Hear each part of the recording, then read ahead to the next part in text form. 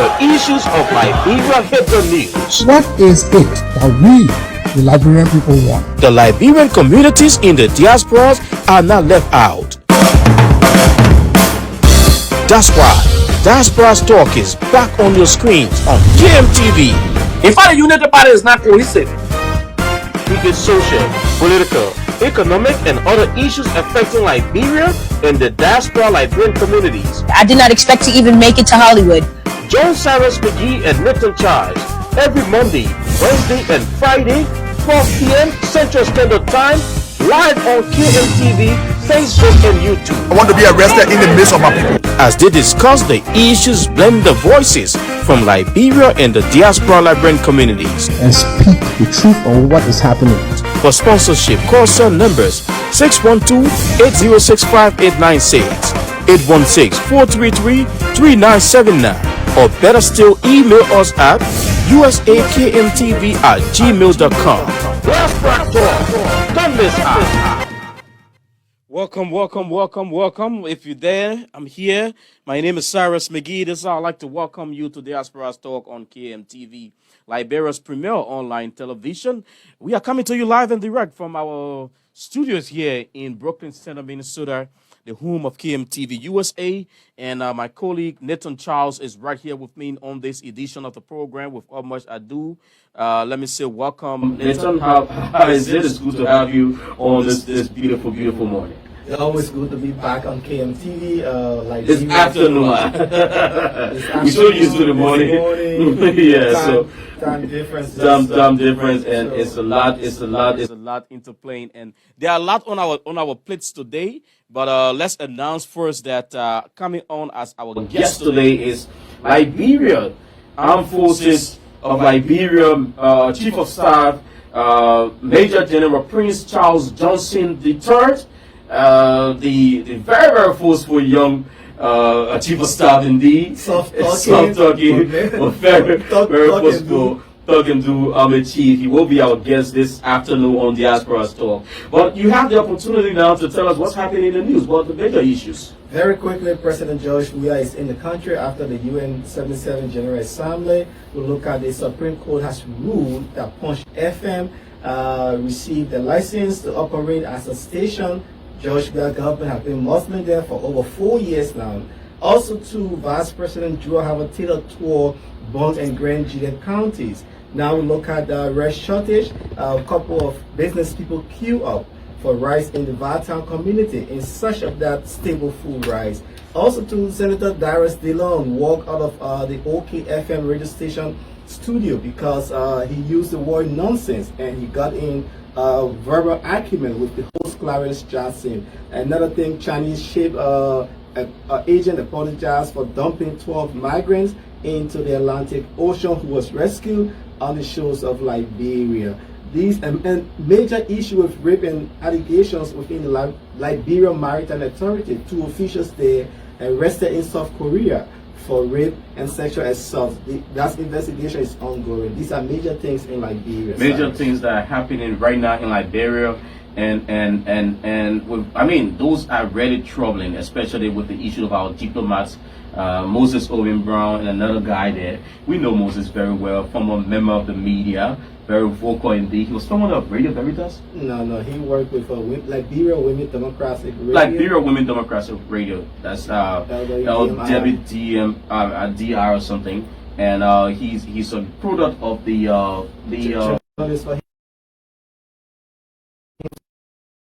and also he's a graduate of the Foreign Service Institute, so that's another thing. So with all of that, it's a lot happening in Liberia, and as a matter of fact, coming up into this time and period with this, coming up is not a good picture indeed for the diplomatic landscape of our country, and I understand that investigation is ongoing, but we also saw a release from the Liberia Maritime Authority. Yes, they offered to turn in the officials, the diplomat, into the investigation process because an allegation we read from Front Page Africa that they spoke to them and they are alleging too that it was something consensual. They was trying to make friends with these girls, and right, who took them to the mall to show them their way, buy a cell phone, and to navigate them. Came to the hotel, drank, had some cigar, and was just having some time when they heard the knock at their office. I mean, at the hotel room, and they were afraid. Moses, according to the report, after looking through the door, peeped through the door and saw some people there called the embassy officials. I mean, and they confirmed that yes, it is security apparatus. They opened the door. That's how they were arrested. But this should be undergoing investigation. They are a diplomat. They have official passport, and so it is between government and government. So I sure questioning will be held. They will do some investigation, and they will know if that was true or it was framed, because he said we were framed. That is a huge one indeed. We were framed, and if at all they were framed, then there's something that needs to be investigated. But we all hope that an investigation can promptly be done, and with the statement coming from the Maritime Authority condemning sexual, abuse and all of that, they condemn it as they await, official investigation into what's happening.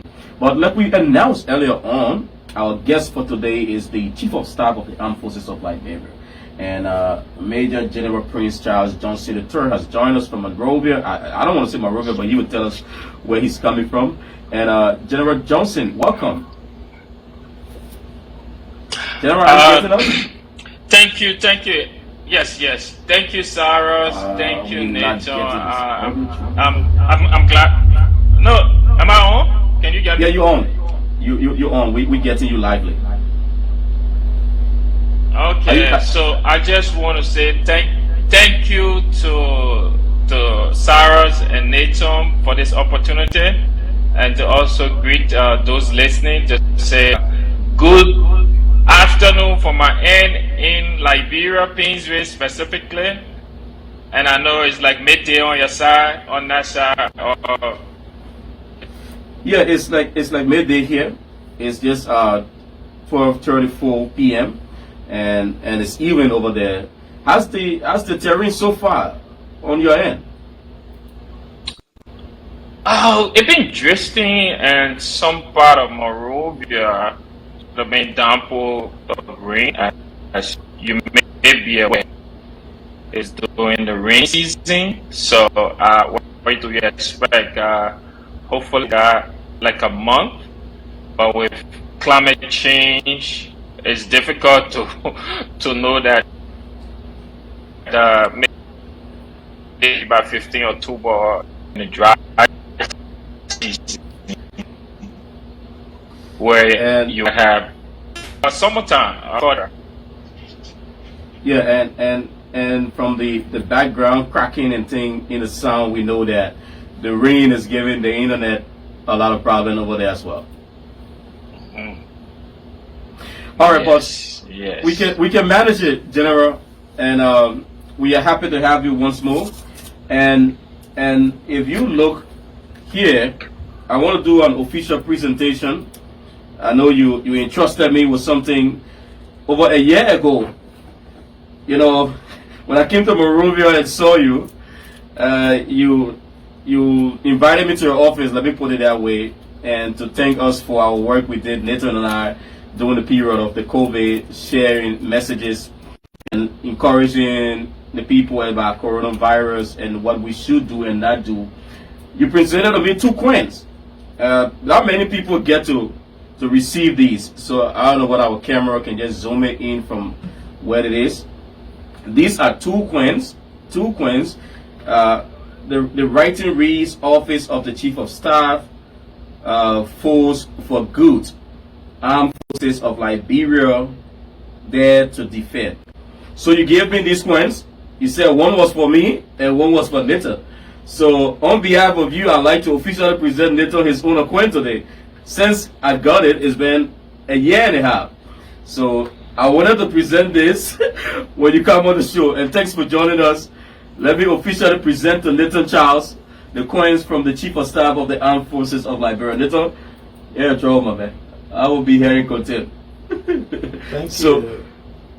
It's an honor to receive this from the Office of Chief of Staff, Armed Forces of Liberia, Force for Good. I'm so honored. My children will receive this. And I'm going to put it in the archive and tell them, hey, when I was doing active broadcasting, this was what I received. It's an honor. It's the first, this is second for me to receive. The first was an award from the Human Rights, and it means a lot to me. I'm so honored, General. So, General, thanks again for the honor. Thank you. We respect this. It will go a long way. Our kids will get to see this. Not very much people get this opportunity. So we say thanks to you and thanks for your service to our country and our people. Thank you for your service you guys provide for the Liberian people, you know, especially during the pandemic, Corona. It was tough, and what you did to conscientize the Liberian people on understanding the virus. Today, I won't say 100% free, but we have not gotten the understanding, and we have relaxed, and we can now, if in case of any outbreak, how to handle it. So you guys, the Fifth Estate, you guys did extremely well. So that in appreciation, we call it quarantine. It's mainly from like the U.S. military, especially in appreciation to people who like serve humanity. And please keep up the good work. KMTV, the Diaspora Talk. Thank you again, Chief. And we see on the side of honor, your guys, the men in green, receive a huge honor. How do you call that, Nathan? I know you follow that. The honor received last week. From the Alpha fraternity group. So it's the AF fraternity. They're presenting a huge honor to your guys. What is it like for you and the people that you lead? First, we say we give credit to all our soldiers, sailors, and airmen. They actually should be the one who we should be honoring because of the work they do in our country, the sub-region, and the world at large. So for the Alpha Epsilon Lambda Chapter Liberia to recognize Armed Forces of Liberia as the recipient of the 2022 Peace Award, it means a lot. We are grateful for the recognition, and you know where our organization comes from to be receiving it. We just want to give credit to those young soldiers who are in the field, who are there standing at the various gates, who are manning critical infrastructure, who are also deployed in Mali, in Timbuktu, under the sound of my voice, trying to restore democracy in that section and protect the international mission there. To those in Sudan, South Sudan, the guys in Guinea-Bissau, and all around the world, they should be credited for the work that they have done to receive this award. It's major, although this is not the first where a lot of institutions have recognized the AFL. So we want to say a big thank you to the Alpha Incorporated, to the Liberian people especially. It's because of them. Today we're being recognized by these groups. So we will want to ask them to continue the support they provide to the Armed Forces of Liberia. And we also want to be grateful to the Commander-in-Chief and the Minister of Defense, to include our surveillance staff.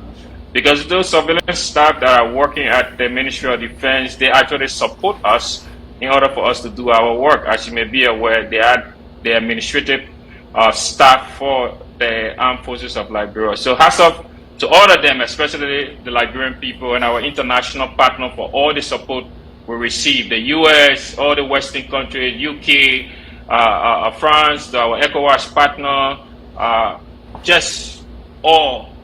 And to our families too, our dependents, while we are working, the dependents at home, making sure the family are doing well. So we say thank you to everyone for the support in order for us to be recognized and receive the 2022 Peace Award.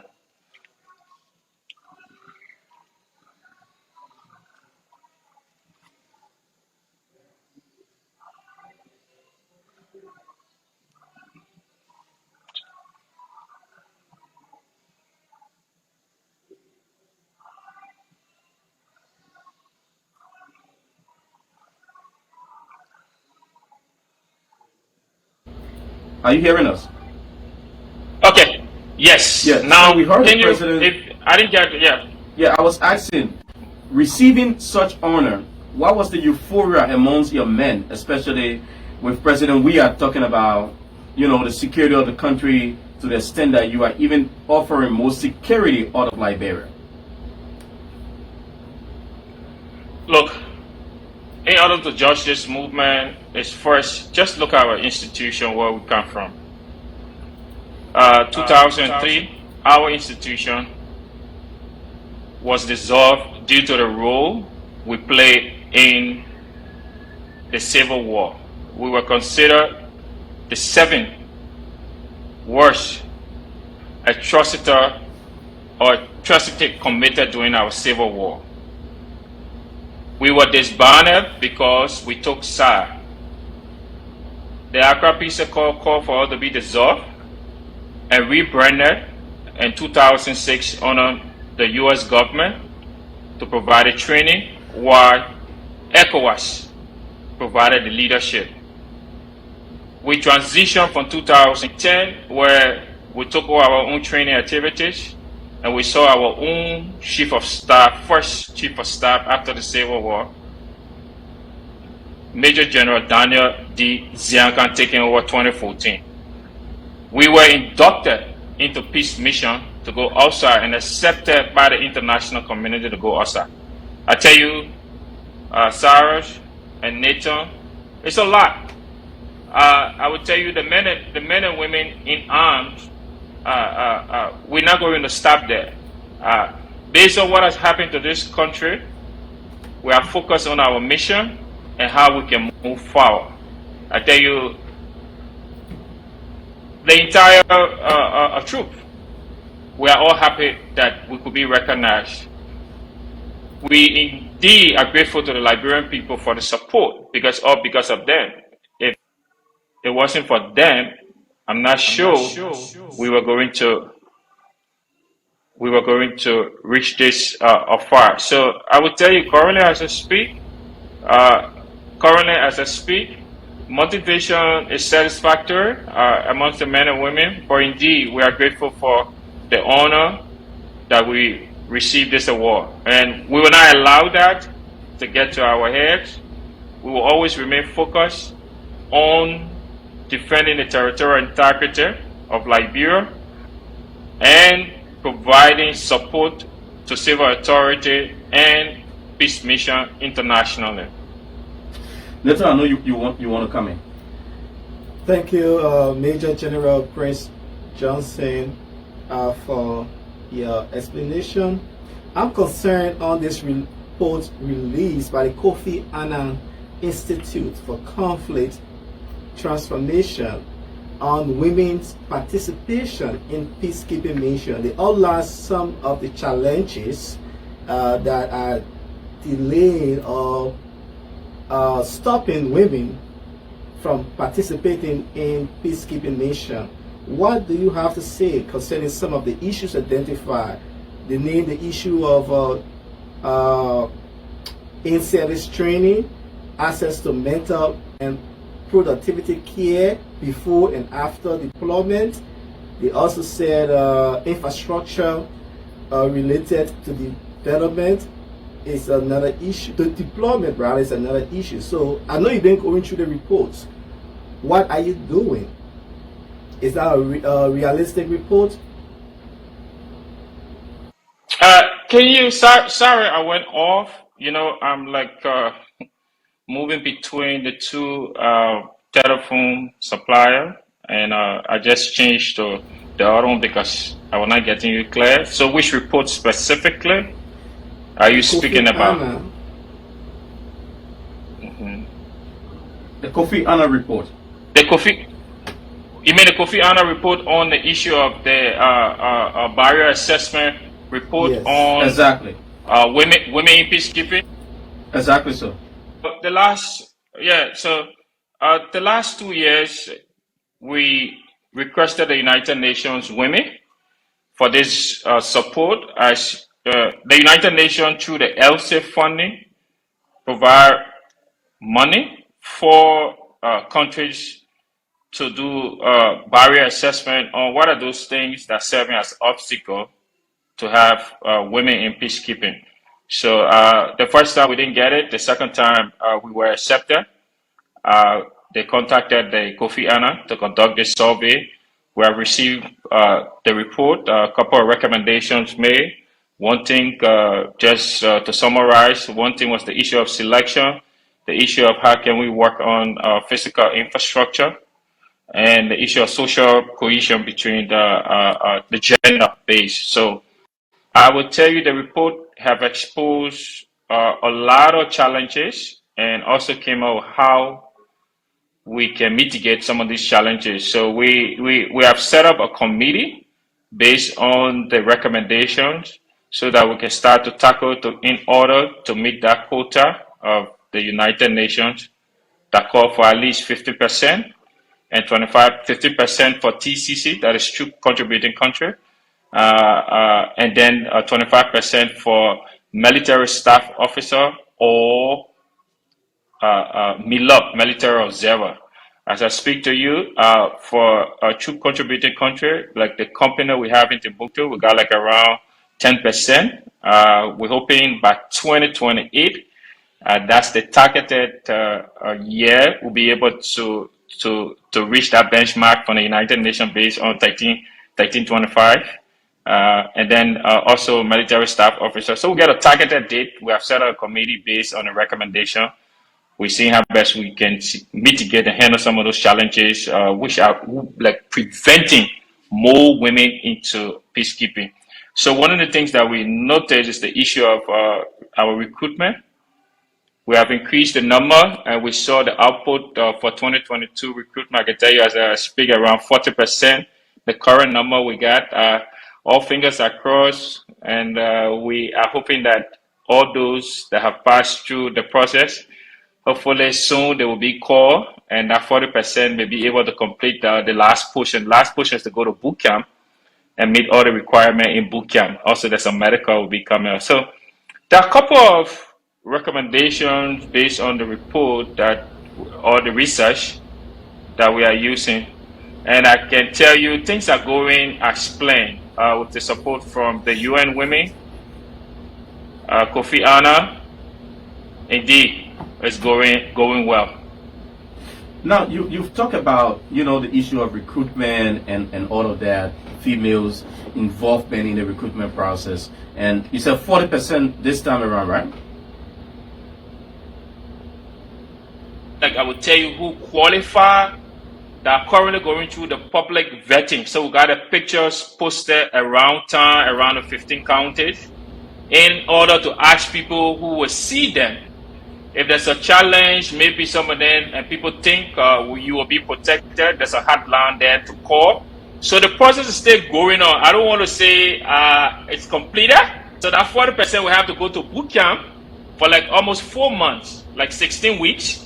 You also have to pass all the requirements there. So our fingers are crossed, and we will see if we can get that number out of the initial 350.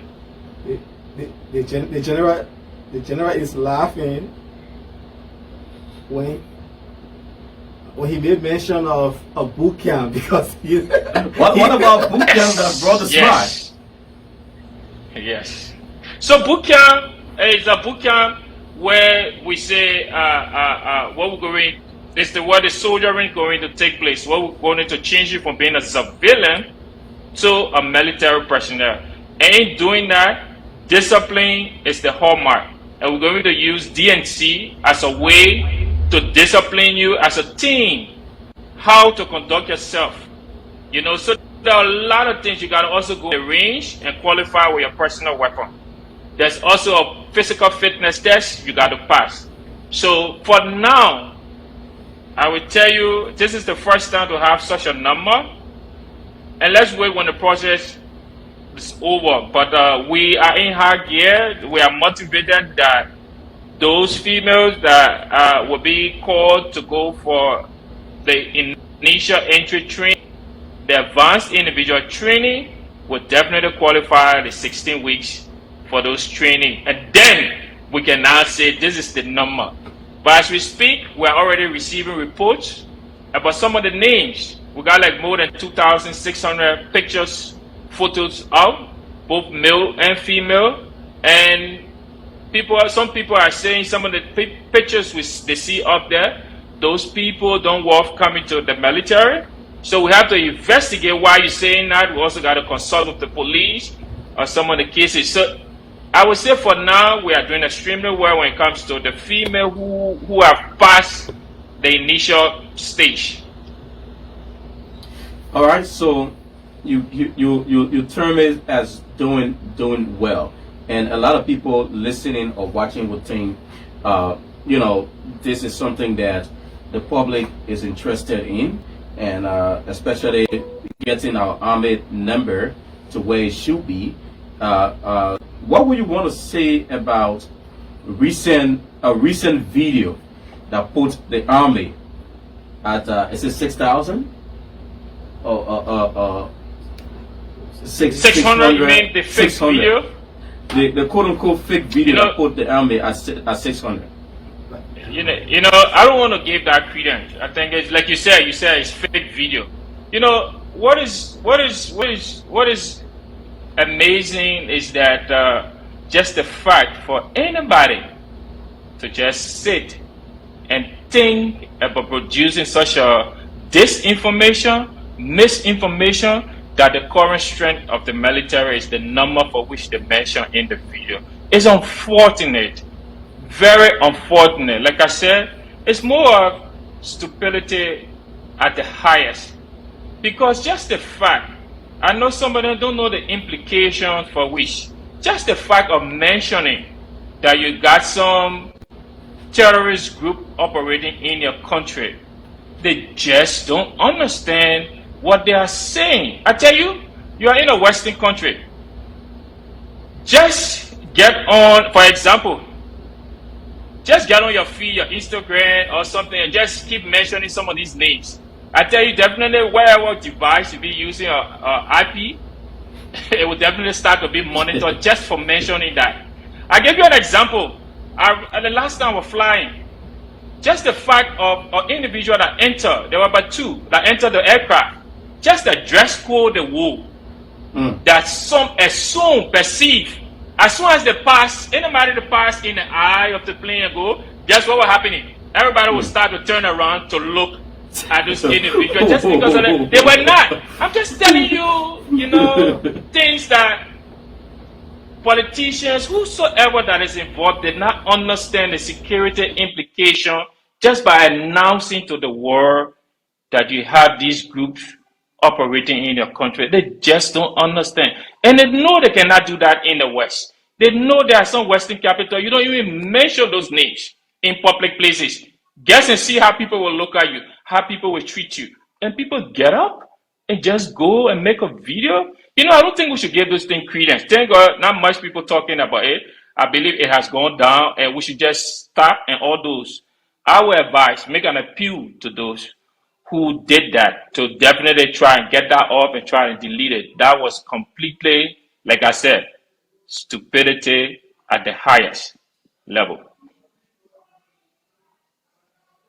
Your military man, sometimes those words will come out, but we just, for the sake of the audience, let us,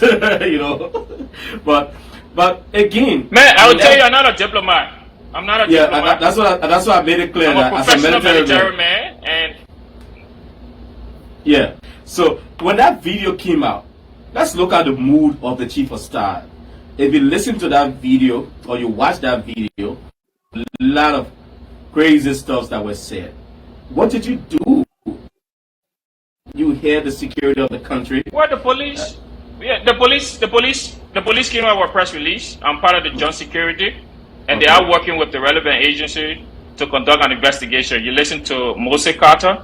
Definitely, from the police, they are conducting an investigation to be able to trace and find out who actually came up.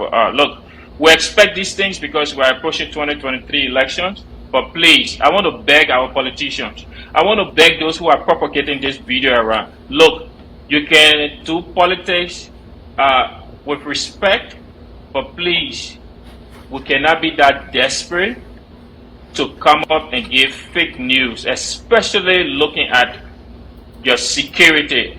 I know a lot of them did not understand the implication for which they mentioned some of those things in that video. But I would like to make an appeal to them. We need to stop. That's misinformation. That's disinformation. If the great United States that you are in, you saw what happened today, we are seeing the reports on CNN and a lot of major cable networks. Look at what people even blaming something on Facebook that they could control even the issue of January 6th incident. Because of the misinformation that went to people, there were some people who testified did not even know what actually was going on. Some people even still believe that it is assumed what happened in the U.S. during the 2020 election. They still believe the opposite up to this time because of what comes up. A country like the U.S. with all the sophistication find it difficult to protect the major seat, the first branch of government, because of misinformation. Guess what will happen if people continue on that route in our country and with the limitation we have? They should just think about it that way. Very shortly, tell us how prepared is the AFL for protecting the security of our country? So first thing I always tell people, I brought something in which I really wanted to focus, is as we approach 2023 elections, I will tell you the joint security under the chairmanship of the Justice Minister and co-chaired by the Minister of Defense. Our security are prepared for the major challenges. I will tell you there are challenges, and we are working with government to see the possibility of how can we work and mitigate some of those challenges. One thing is the issue of the numbers, our strength, and today as I speak, the AFL, finally, in like almost 12 years, first time that our budget jumped by almost 30% increment, and we are allowed to recruit. Can you imagine? We have not recruited like in the last 6-7 years, and we're about to recruit. That will give us the disposition to position our forces strategically as we prepare for 2023 election. So when it comes to security, I talk about the issue about conduct.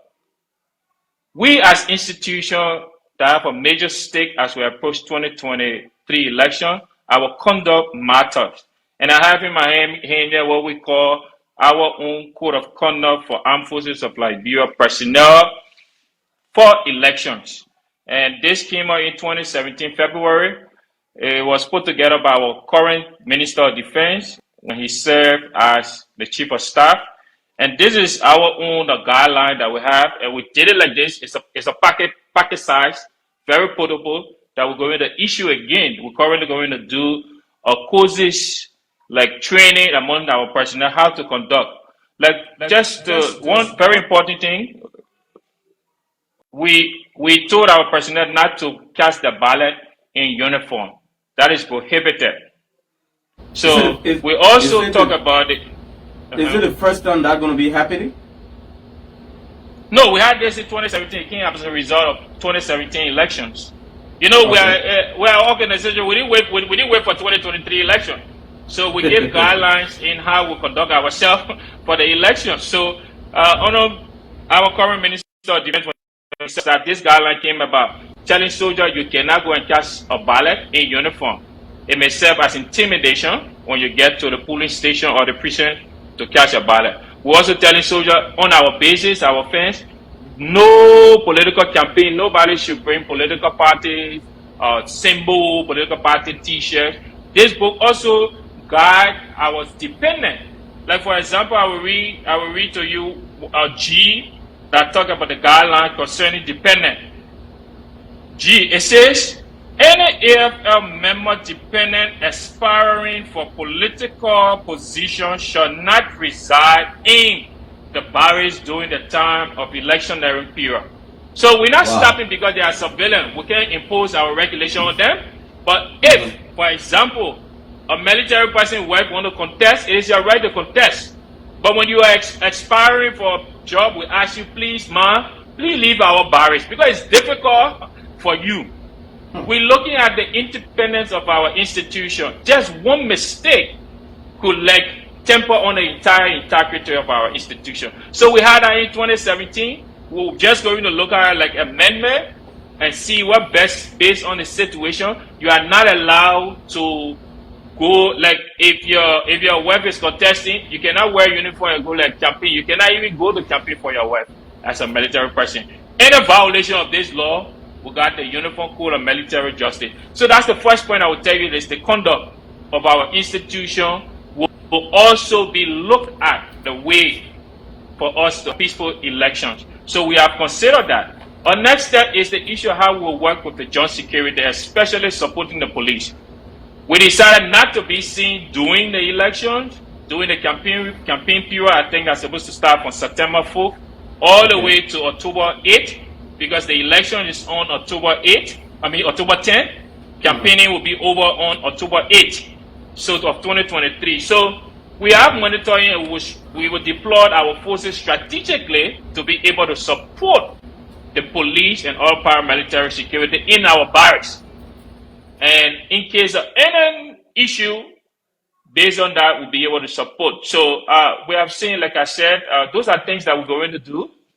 We are part of the joint security and we're going to work with teams. So while we're on this, I want to say, like you say, in order to sustain the peace and to move to peaceful election, I want to make this appeal, especially to political leaders, politicians. We want to beg them, please. We want to appeal to them that the private security that we will have around them, we are asking them, please, not to allow them wear these BTUs. We know if you wear these BTUs with all the insignia, we know there is no violation on that because that's what the law says. But we're making an appeal to them. For the sake So of just the tell common them, man, for the sake of the it, BTU, yes, for the common man, the BTU please. is the army, Please the don't army wear uniform, which is right? the battle dress uniform, camouflage battle dress uniform, BTU. We're asking them because we see a lot of people, sometimes some politicians, they're using the private security. They want to wear maybe the blouse and no trouser, sometimes wear the trouser. It will confuse the ordinary person. They will not understand. Or they will think it is AFL providing security to that expiring. So we're making this appeal. Please. Please, not only us, but all paramilitary uniform. If you find your own private security, please, can you use something different from where state securities are wearing? It's an appeal. And based on how we conduct ourselves, we'll do that. We know the police will provide security or liaison with these various political parties. Just that during campaigning time, we'll work with the NEC and the joint security will be able to understand so we can have clashes, like two political parties maybe in the same area. So we are asking that, look, we need your cooperation. We need your support. We need to work together in order to sustain this peace as we move to 2023 election. It's just all appeal to our politicians. Please stop allowing your private security or your security duty to use state security uniform. It's just an appeal. And in a Liberian way, I would say, we hold your foot. We beg you, we hold your foot. Please, our aspiring or those who will be taking part, please avoid the issue of using military style uniform.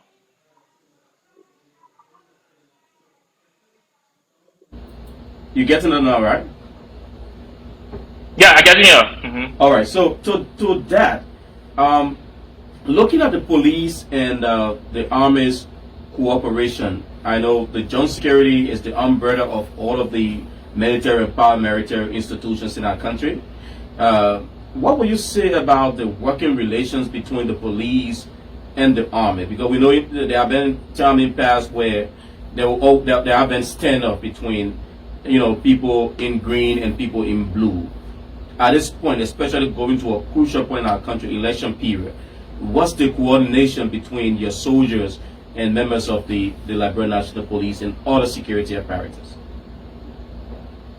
Very cordial. Like I said, just last week, I had a couple of senior police officers in my office discussing what we call an exercise called a Watch Over 7 that we'll be conducting. We have a liaison officer seated in the police station.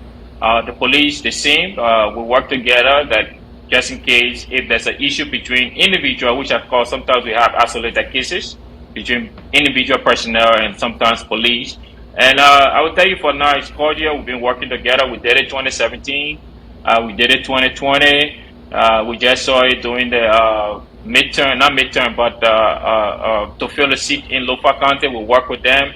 We had a team of quick reaction guys that were deployed in our barracks to support the police just in case in Bonchama, in Fuya, and other parts of Lofa. It's very cordial, I will tell you, and with other security. What we do is a parallel command. We are member of the joint security, and we sit on the joint security, and just to understand what is happening, and we take our direct orders from the commander-in-chief through the minister of defense. So we are there that just in case the police cannot handle the situation, the minister of justice will definitely request that through the commander-in-chief, and then that's when we come in. So during the elections, we're going to be invisible, but I tell you, we're going to monitor the activities, especially in hot zones and very contested areas in populated areas in during our election. And I know there have been drills leading up to elections. You want to speak about that? Now, what I just told you about currently planning, Liberian people have seen us conducting what we call wash over. We started from wash over 1. Now we're about to, with the planning conference is going on for wash over 7, which is civil military operations. That is, we are there to give scenarios like during elections, what will happen if this is happening, what will happen if there's a campaign clashes between two opposing parties. How do we come in to provide security? The issue of escorts of VIPs, there will be scenario on that, how we plan. We're going to also test the issue of the command post, where all the information from the field will filter in and how taxing are given to various agencies during that time. We're going to test a lot of activities, seeing like doing most of the counties. You will see the police. The police is leading this. This is the police. We're only there to support. So, like I said, man, I'm sure the police will be announcing. I don't want to like say it now. I will allow the police to do that concerning that exercise and how we're going to go about it. Sometimes you will see us. Please don't get offended because these are things that will happen. Some of the activity that will be happening, we have to like play role like real thing happening. So people should expect, and then the police will be able to announce it. I don't want to be the one announcing it, but we are working with them. So sooner Liberian people will see the exercise going on. The work up here through technology is kind of crazy, but we're happy that you can bear patient to stay with us. Yeah, thank you. So just before we went off, I was asking you as it relates to the barracks. I know the last time when we spoke to you, you spoke about the barracks and some of the work that was ongoing. You'd like to give us an update on that? The barracks, the home of your soldiers. So I will tell you, I think when you heard me mentioning the fact that our budget has increased by 30%, we jumped to like 18 million plus. We've been having like 12 million. We jumped to like almost, let's say 13. We jumped to almost like 18 plus. And just to tell you, it has been captured. We started with the EBK barracks, doing some re-roofing, doing the general bathroom, the latrine, both male, female.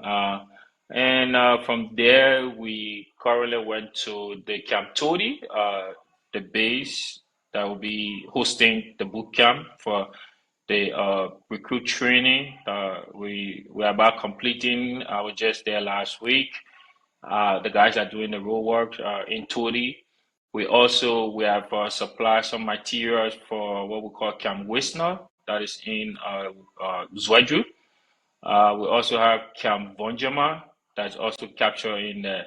Also for this year, we have what we call Camp Sandyware, that is Carisburg, to be renovated, portion of it. We also have the Liberian Coast Guard base, Bushwa Island, and the RIA barracks. The RIA barracks is on your way to our airport. So all that I just mentioned have been captured. We have started renovation work in Todi and the EBK barracks. The guys will now be moving to Bonjama. The president also, during his Armed Forces Day message this year, promised 25 units.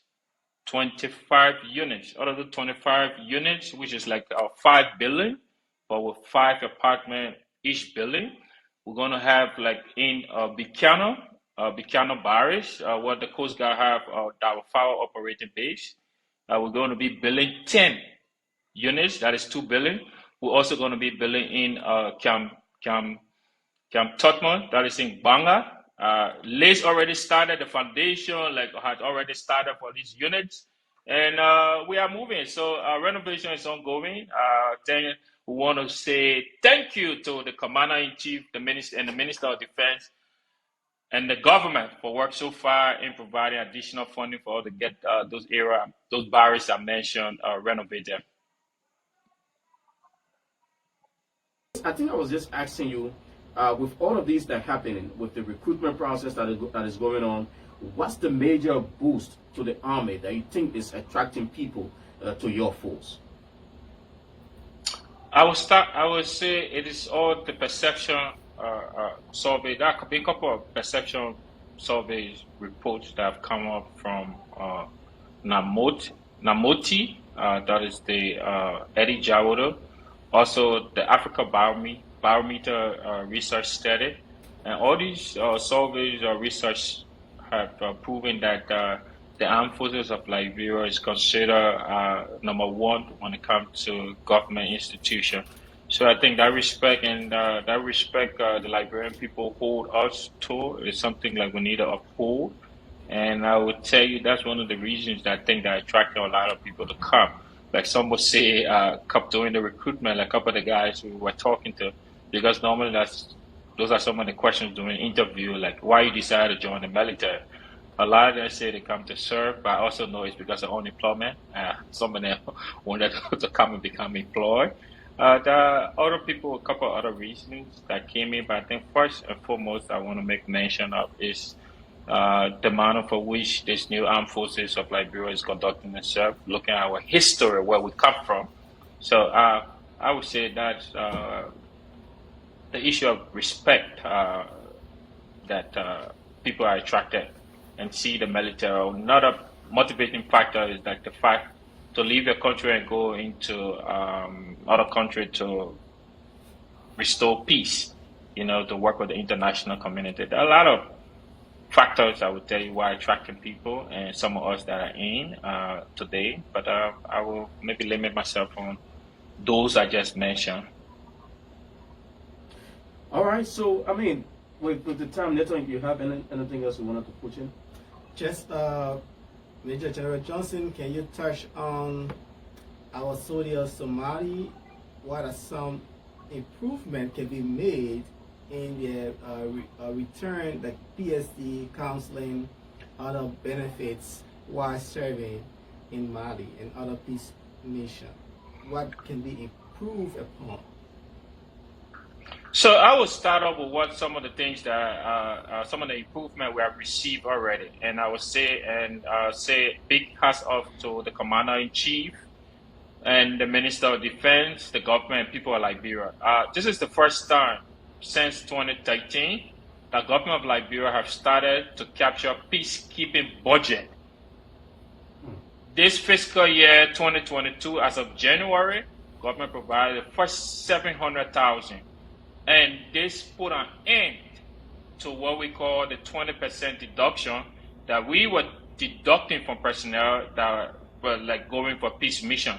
So as of this year, January, government has started to allocate or have a line item for peacekeeping.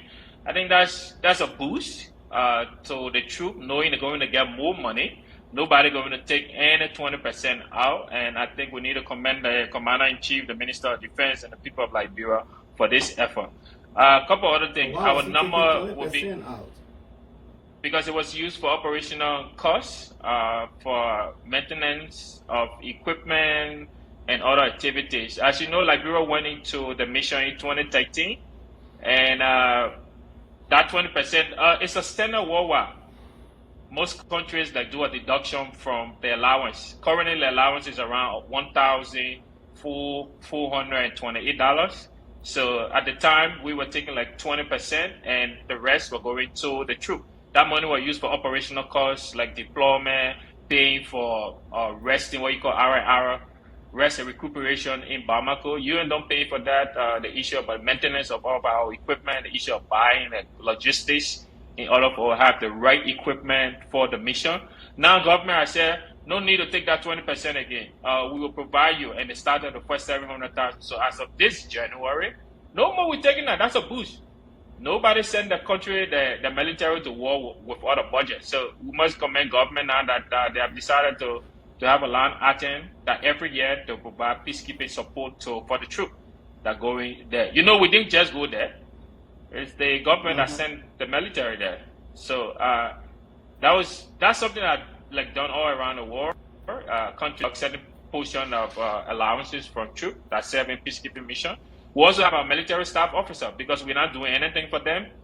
We decide not to take any deduction. So you go and get 100% of what you are getting as a military staff officer or as a military observer, because you pay for your own rent, you provide your own feeding, you like do everything where you stay is on you. UN give you money to do that. But for the troop, we are responsible for furniture, we are responsible to equip them, we are responsible to provide maintenance of all the vehicles, the equipment they got there. We had to supply them additional. We had to transport them. We had to transport our equipment using Guinea to go. So all those expenses were on us. We could not do it with all the budget. But with government support, like I said, thank God we finally got it. No more 20%. Government now is going to cater for the issue of that. Moving forward, we have seen the expansion. What was the 20% issue causing the army in your administration? With the complaints that were coming, I said, what was it causing the army in your administration with the complaints, soldiers, complaining about this deduction, though it's off your back now? What pressure were you under with that? Oh, I was under serious pressure. Anybody going harm's way, like I said from the beginning, since 2013. Who induct their troops to war? Every day there's some kind of attack in Timbuktu or something happening, and don't provide budget. But finally, that has been solved, and we want to commend the government for this effort. So that money was taken out because at the time we were deployed, we had to provide a lot of logistics. And in doing that, we had to take out 20% of each soldier to be able to conduct operation costs. And that was successful from 2013 up to December of 2021. And soldiers didn't like the fact that we were taking that money or that deduction, but they knew before deployment, everybody was told that that's how we are sustaining the mission.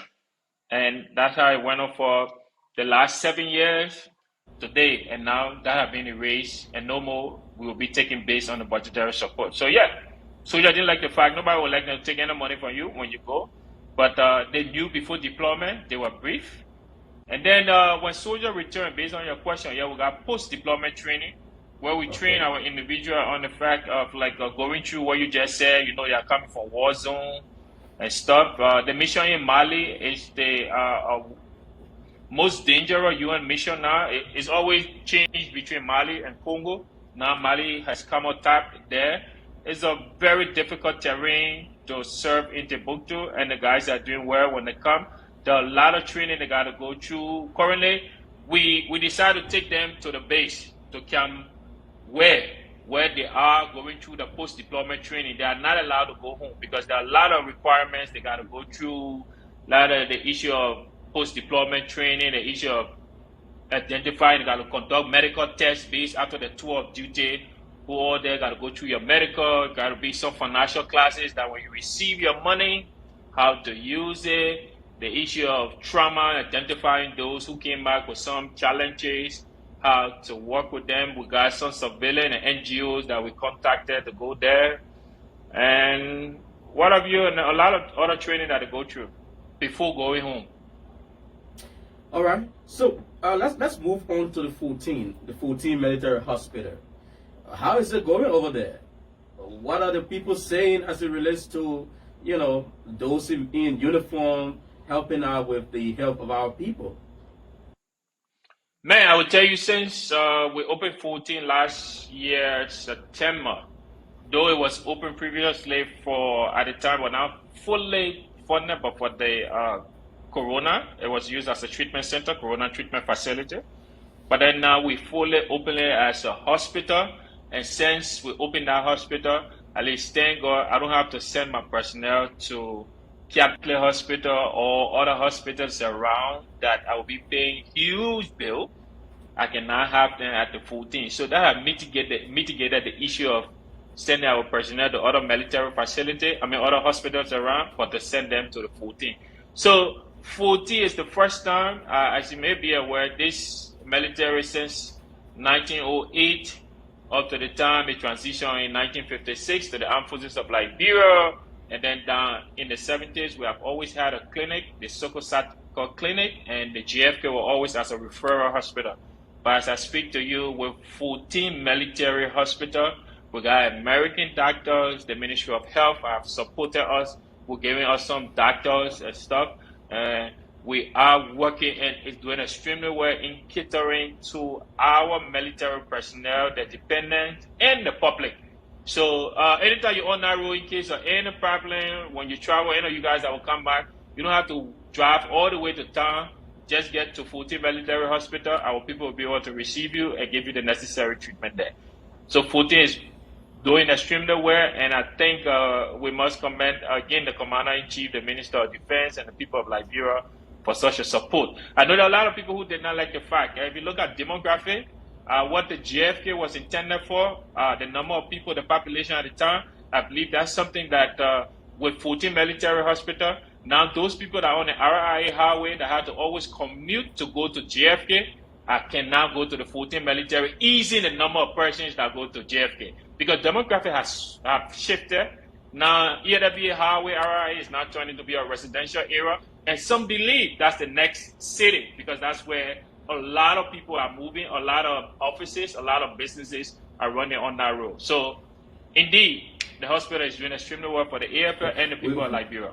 We might see the chief of staff moving closer to the boys very soon. When you say closer, like, oh, maybe. Because you turn that place into be the new city. Probably you're going to be moving to Maggie soon. Like I said, I will assume, man, if you look at it, if you conduct a survey and check the number of people that work in government that commute in the morning, that's why the traffic is like that, because the number of cars that come in from that direction, the EWA way. Now, the Marshall Highway has turned out to be a residential area. A lot of people live in the city. Those who cannot afford same car are now moving to Marshall. So it is believed that the city is moving a bit small. I'm not a no city planner or stuff, but you can see that in the population, how people moving towards that direction. Sooner or later, you won't have people coming to JFK but going to the 14, and that's what 14 is doing.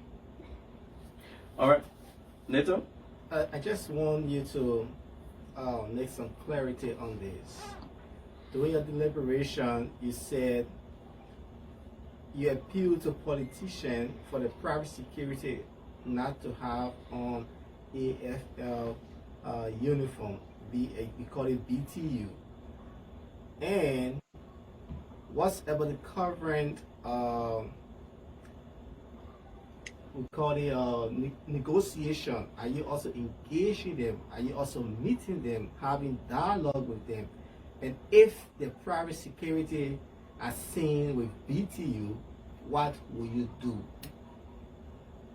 So, Nathan, the Liberian law states that if you don't have these bars, these rank, with all these insignia like the flag, this flag, and move all these things from me, and with all these stars, it's no violation.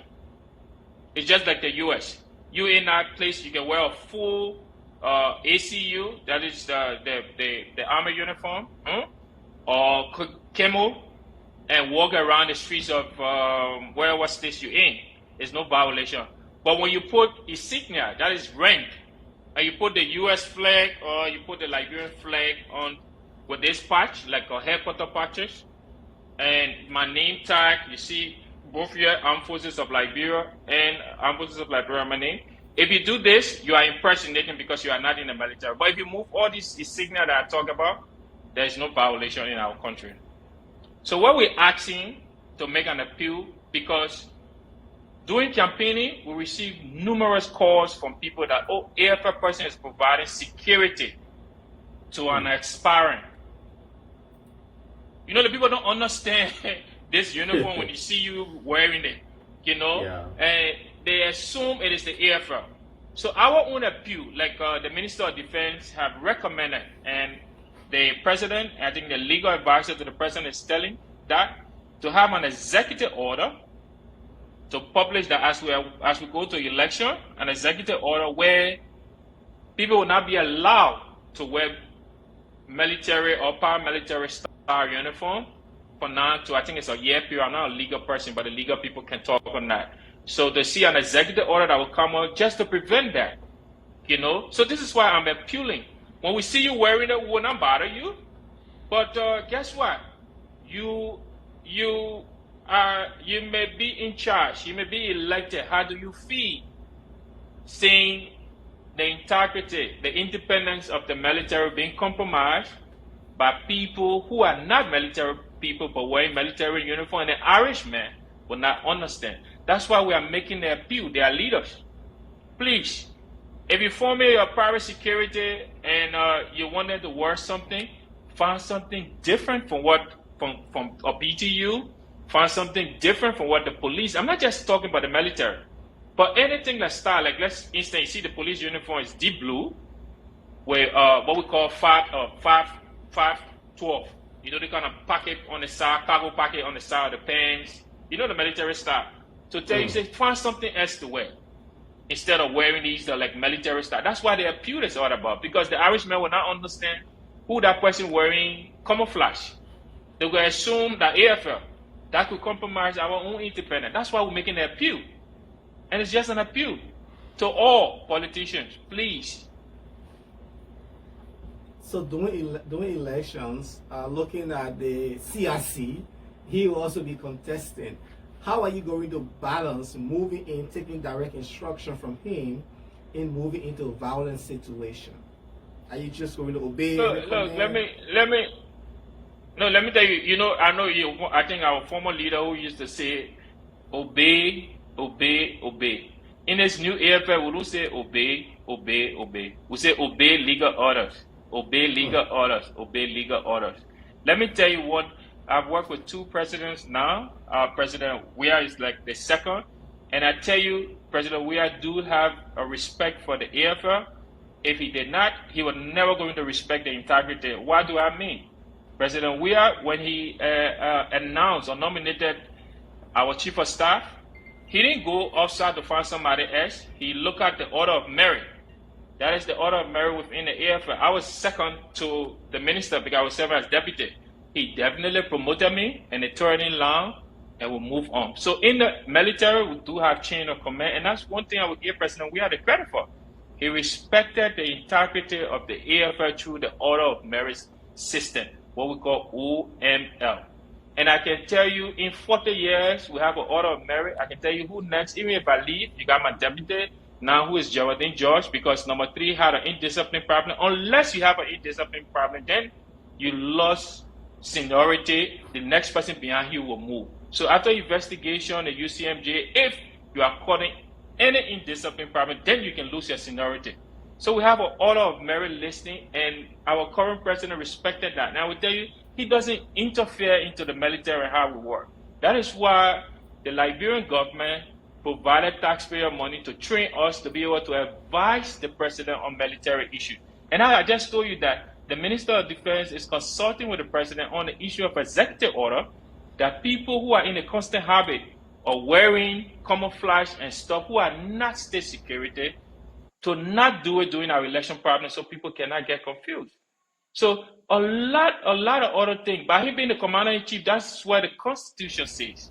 The Constitution says as long as a person is elected as president, automatically, that's a constitutional thing, the person becomes the commander-in-chief of the armed forces of Liberia. In no way gave that he will issue in legal order. No, I've never seen that, and that I don't want to believe that he will ever want to do that. So NATO, if he the do, president is not going to issue. Look, there's a lot of ways. Let me tell you, we train for our training to be able to give the commander-in-chief courses of action, what we call NDMP, military making decision process. So the military decision process is simple, the NDMP.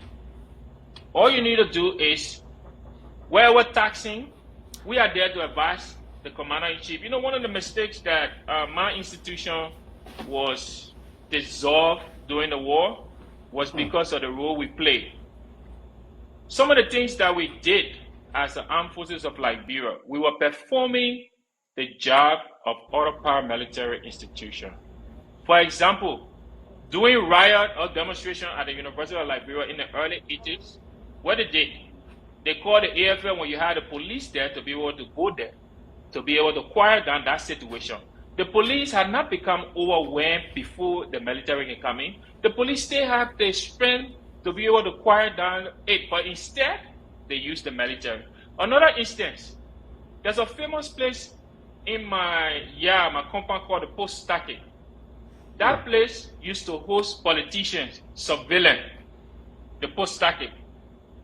It is against our regulation for us, if government arrests a politician, for us to take them to the military facility to keep them there. It is totally wrong.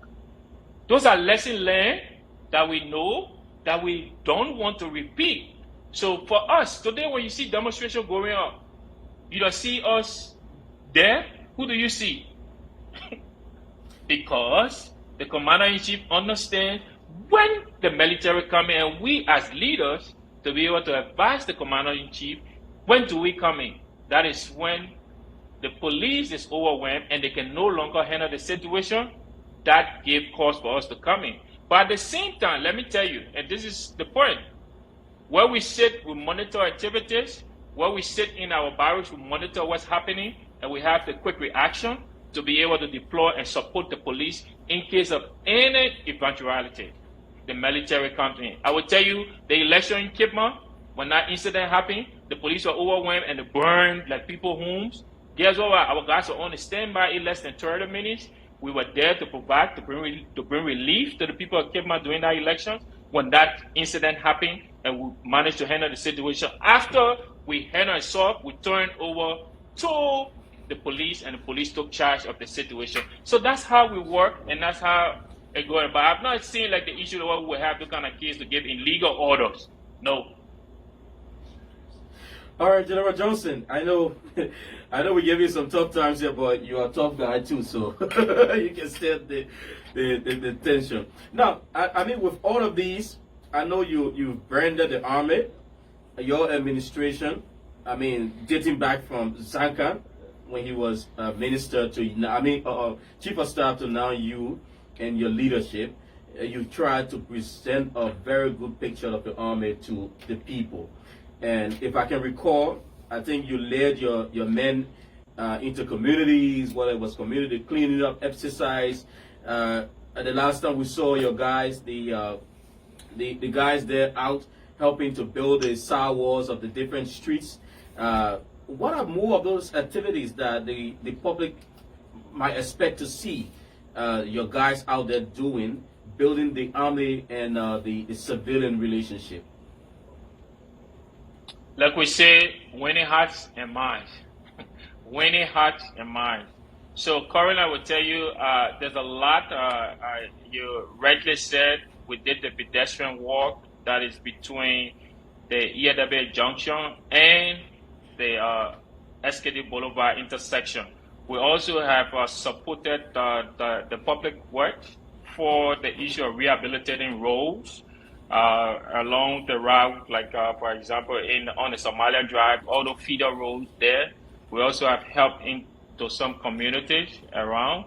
So I know it's because of the rainy season. Sooner or later, there are a lot of requests that we have received from communities on how we can go there to help rehabilitate the roads. We are waiting. Sooner or later, you will see us working in those areas.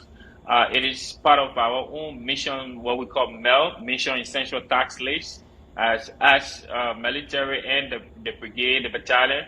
It is one aspect of the engineer that is under the brigade to be able to handle those infrastructure development, road rehabilitation, bridges and stuff. So I want to believe we even did, the market, the new red light market. We were our engineer were hired to go there and construct one of the buildings. At the time, they were relocating people from that location, and a lot of road work around. Currently, the engineer, we are focusing on our own facility, and I know as soon as the dry season, we approach the dry season, Public Works going to come back to the Ministry of Defense, the possibility for us to continue road infrastructure. That's why we have the engineer battalion to be able to assist or support civil authority when the need arises.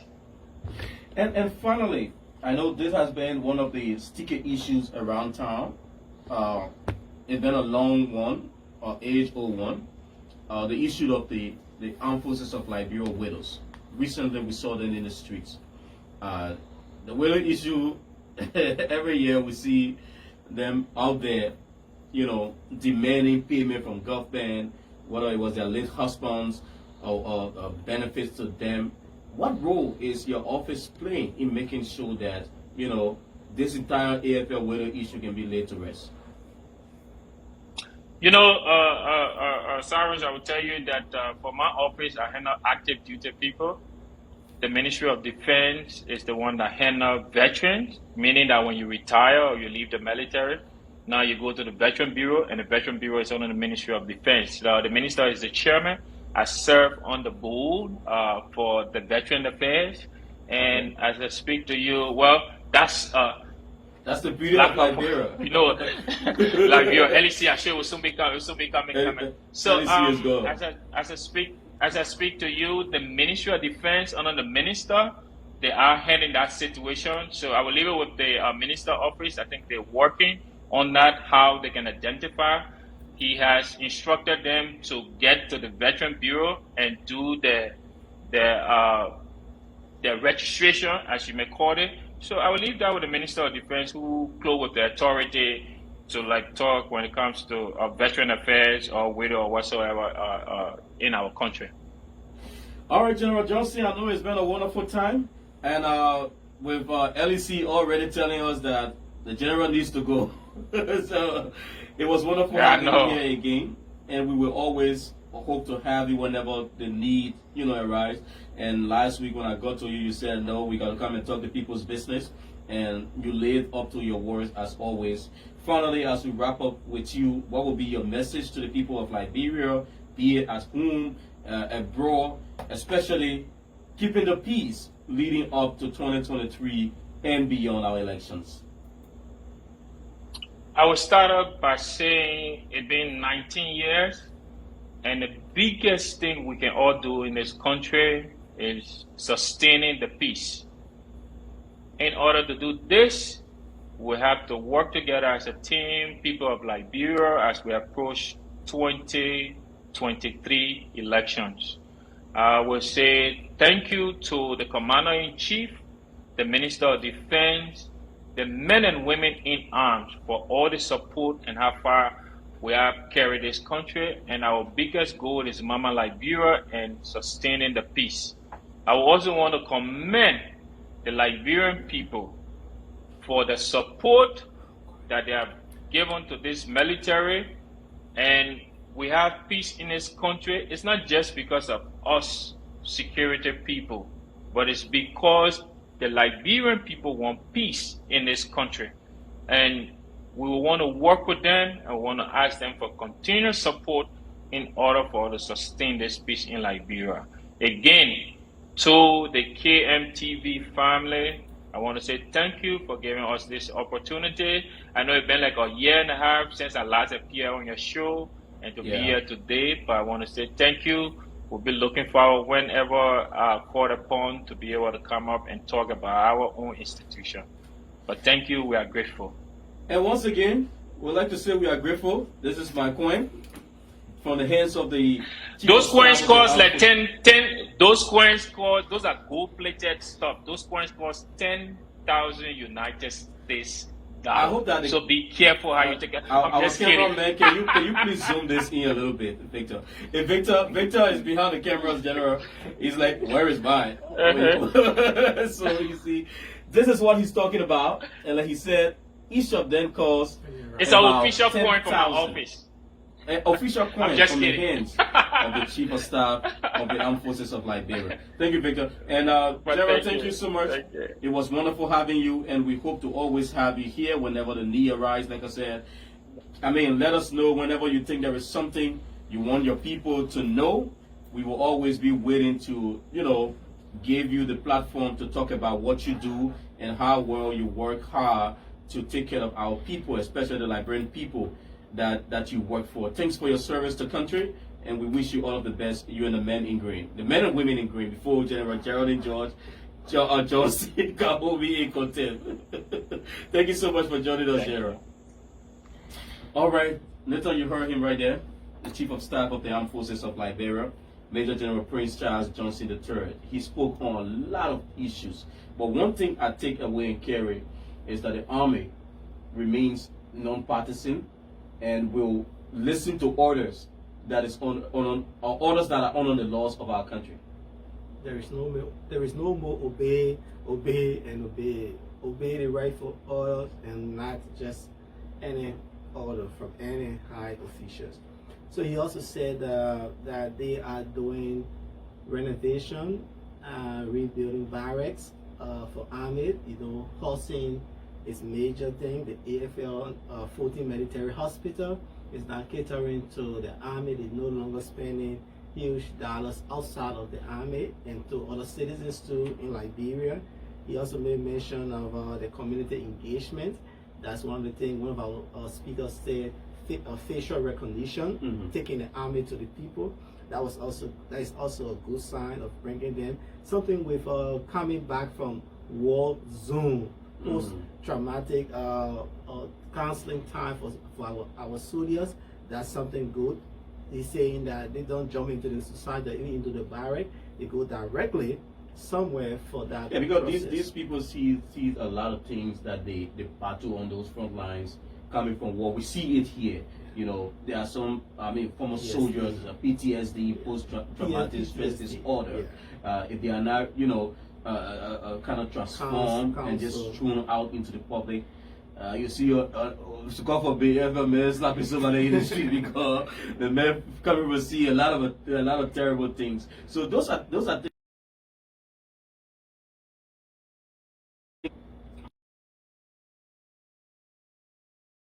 And I know there are other points as well that you want to make mention of. The issue of politicians allowing the private security apparatus or security personnel not to wear army uniform. He just appealing, and he said it has the propensity to create that feelings or that emotion that, hey, this is the AFL is protecting the Alexander Gomez, the AFL is protecting Joseph Boyka or this person or Jawia Soyo. They can call it the CDC police, the CDC army. Yeah. So they're trying to avoid such, and he did not just stop there. He talked about taking it to the next level. So when he talked about the army of law, he said they are appealing, but they are going through the process that the president can issue an executive order. So this is something that executive order normally is like, for a short period of time.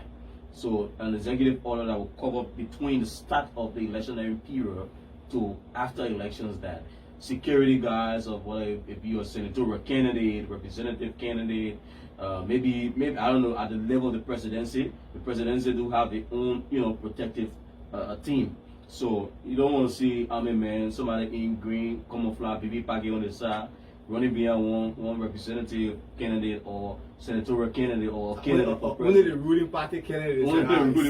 Even the ruling party Major General Johnson get all the ruling party candidates, AFL people. You don't want that. So yeah. and these people should coordinate with the army, the joint security, he put it in general, and the army will not just move out there, they will move when the need arises. He made mention of the was it Cape Mount? Yeah, Grand Cape Mount elections. They were on the standby, and when the time was right, They went in when the police or the joint security team were overwhelmed. So, I mean, there were a lot of things. And a major thing, he said, after 6 or 7 years, most Liberians have been wanting to join the army. Now they are about to recruit after their budget jumped a little over to 30%. So it's the first time after 6 or 7 years for them to They will be doing recruitment because no budget. And I know most of my colleagues, they want to join the army. They just say, oh yes, like when I was in Liberia, I saw two of my friends, they are commissioned.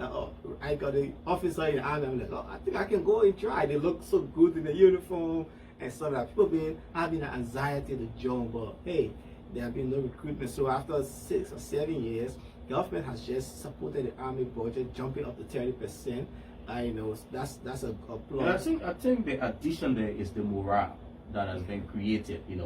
Now I know when I was in Liberia recently for a visit, when you see an army officer in the street, their uniforms are clean. It's not like I'll put him in there. I'll put him in. Then you forget what boy doing from dark blue. They got to. I saw one passion. You put orange there. I like really. So the color can start getting bright from dark. Yeah. It get to sky blue, but sky blue is going to gray before it come back to white. So I mean, now you see an army person there in the street, you see them, you say yes, they look well presentable. So these are some of the morals that the people are looking at. You talk about the 20% for soldiers that are serving all of the country. There are no more deduction. There are no more doing that deduction because something been put in place by government so as to save those. Because 20% like 200 bucks right there. Before you hear your car. All the small taxes. Cost 10%, 10%. Then they take 20% from you. They talk about taxes and you going to the work. Yeah, so I mean, and they see a lot out there. So we are happy that is happening for our soldiers. And we say hats up to all of them. Thanks for your service out there. I know some of them been watching because they love this guy. Whenever they hear that Prince Johnson is coming on, and everybody want to watch and see. Please distinguish the Prince Johnson. Major General Prince Charles Johnson III, not Senator Johnson.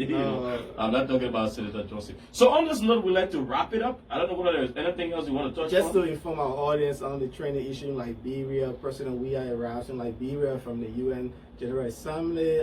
Maritime officials are currently liaising with the Korean Authority over sexual and rape allegation leveled against two officials there on a diplomatic mission, study tour. Vice President Joe Howard Taylor toured Bong and Grand Junior counties. We'll also look at Nathaniel McGill was in. McGill was in. I'm McGill. Oh, McGill. I'm McGill. So I the president said McGill, kind of. McGill. It's McGill. Okay, McGill was in Bong. Maggie. We are like the Kakata Bell. Plenty in Pepper Tree there. We also saw to Unity Party Standard Bearer was also in Joseph Walker was in Limba. Limba County. Yeah, and there was some talk. I mean, Wednesday, let's see whether we can grab a couple of clips from those, especially with Walker's message in Limba. That was tough. He condemned the government's operation, that there is a need for change, things are not happening, and a whole lot of stuff. We will break those into pieces. And for the media. Yeah, Patrick Horner. Not Patrick Horner, Punch FM. Punch FM. Patrick Horner's Punch FM. It's a Punch FM, the man in the face now. So they've been granted, they got a positive ruling in their favor. Let's not say granted, but got a positive ruling in their favor. But what the executive, they have to. We'll listen this time. The first time the lower court ruled in their favor. Then the government ran over to the Supreme Court. Now the Supreme Court has upheld the verdict or the ruling from the lower court. So Patrick Horner is flying victory today. He and his Punch FM, and he's promising quality broadcast from Punch FM if they are on the air. Tune it up. Whether they're going to be punching or punching harder. And then he's also threatening a lawsuit. Oh yeah, for damages. For damages against the government. He's saying that he been paying rent for a building that they should have been using for 4 round years. So happening in our country. But we will be here on Wednesday with a fresh Ronald Jackson in Liberia, the man who's been behind all of the graphics and text that you see on the screen. Our man Victor Double has been on camera, switching from one to another, running header scatter today because it's been a very crazy Monday. Oh, the camera, they won't misbehave. But above all, you know, we sail to a successful end. Thanks for being there. Thanks for watching, and you, our viewers. It is because of you that we are here every Monday, Wednesday, and Friday. So we see you on Wednesday. Do have yourself a wonderful, wonderful time from wherever you sit. We are coming to you live from our studio here in Brooklyn Center. Bring your business. We are open to business. Let us know we can promote that goods or that service you provide, or the services, the goods you sell. We can promote them all on the Diaspora. Thanks for joining. Thanks for watching. Have yourself a wonderful, wonderful time. Steve, keep watching KMTV. We are everywhere. That's why we are always here. When the issues of Liberia hit the news, What is it that we, the Liberian people, want? the Liberian communities in the diasporas are not left out. That's why Diaspora's Talk is back on your screens on KMTV. In fact, the United Party is not cohesive. It is social, political, economic, and other issues affecting Liberia and the diaspora Liberian communities. I did not expect to even make it to Hollywood. Joan Cyrus McGee and Nathan Charles every Monday, Wednesday, and Friday, 12 p.m. Central Standard Time, live on KMTV, Facebook, and YouTube. I want to be arrested in the midst of my people. As they discuss the issues, blend the voices from Liberia and the diaspora Liberian communities. And speak the truth on what is happening. For sponsorship, call cell numbers 612-806-5896, 816-433-3979, or better still, email us at usakmtv@gmail.com. Diaspora Talk. Don't miss out.